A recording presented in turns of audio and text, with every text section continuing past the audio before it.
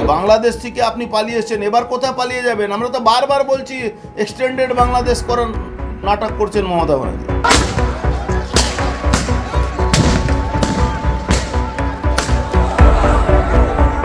অশান্তির আগুনের আঁচ কমলেও শান্তি ফেরেনি মুর্শিদাবাদে। হিংসার আতঙ্কে থমথমে শামশেরগঞ্জ, ধুলিয়ান, সুতি এলাকা। পুলিশের গুলিতে মৃত্যুর সংখ্যা বাড়ছে। বিক্ষোভে অংশ নেওয়া ব্যক্তিদের আটকের সংখ্যাও বেড়ে চলেছে। নতুন করে হামলার আশঙ্কায় ও গ্রেপ্তার এড়াতে ঘর ছাড়া অনেকেই। সামাজিক যোগাযোগ মাধ্যমে ছড়াচ্ছে তাণ্ডব ও নৈরাজ্যের ছবি। হাইকোর্টের নির্দেশে মুর্শিদাবাদের টহল বাড়িয়েছে রাজ্য পুলিশ। ঝুঁকিপূর্ণ এলাকায় মোতায়েন করা হয়েছে আধা সেনা। 12 এপ্রিল রাতেই এলাকায় দখল নিয়েছে কেন্দ্রবাহিনী। 13 এপ্রিল সকাল থেকে রুট মার্চ চালাচ্ছে কেন্দ্রবাহিনী। ঘরছাড়া মানুষদের ফেরাতে পথে নেমেছেন স্থানীয় জনপ্রতিনিধিরা। শামশেরগঞ্জে আমরা গত পরশুদিন বিকেল থেকে সন্ধ্যা থেকে আমরা ঘুরছি আর কি।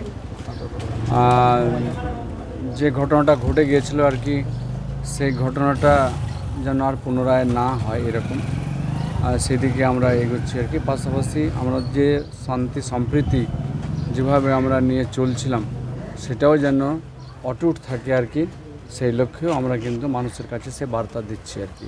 আমাদের মাথার উপরে মমতা ব্যানার্জি রয়েছেন, আমরা নিশ্চিতভাবে মানুষ যেন ভালো থাকেন, মানুষ যেন শান্তিতে থাকেন, মানুষ যেন নিজ নিজ কর্মের মধ্যে আবদ্ধ থাকেন, সেই দিকে লক্ষ্য রেখে আমরা মেসেজগুলো। এত কিছুর পরেও আতঙ্ক কাটেনি। বন্ধ দোকানপাট আর সাধারণের মুখে ঘুরপাক খাচ্ছে একটাই প্রশ্ন, কবে স্বাভাবিক হবে মুর্শিদাবাদ? পুলিশ প্রশাসন আসছে, মাঝে মধ্যে পালিয়ে যাচ্ছে। আগুনে ঘি ঢালছেন বিজেপি নেতারা। একের পর এক বেফাঁস মন্তব্য করছেন তারা। আজকে রেল বোর্ড কেন, রেলওয়ে কেন শুট অ্যান্ড সাইটের অর্ডার করছে না? সম্পত্তি নষ্ট হচ্ছে। আমরা তো ছোটবেলা থেকে দেখেছি রেলের সম্পত্তি এই কাকিনাড়াতে যে লুট করতে আসো শুট অ্যান্ড সাইট করে দিত, দেখেই গুলি মেরে দিত। বাংলাদেশ থেকে আপনি পালিয়ে এসেছেন, এবার কোথায় পালিয়ে যাবেন? আমরা তো বারবার বলছি এক্সটেন্ডেড বাংলাদেশ করার নাটক করছেন মমতা ব্যানার্জি। বুঝাই গেল কি ইসলাম ধর্মে বলা আছে কি লুট করো, পাট করো, রেপ করো, বলাৎকার করো, খুন করো, এটাই তো বোঝা যাচ্ছে। বড় বড় কথা বলে ইসলাম এ নেই শিখাতা, ইসলাম ওই শেখায় না। আরে ইসলাম তো লুট করতে শেখায়, ইসলাম তো রেপ করতে শেখায়, ইসলাম তো গরিব মানুষকে খুন করতে শেখায়।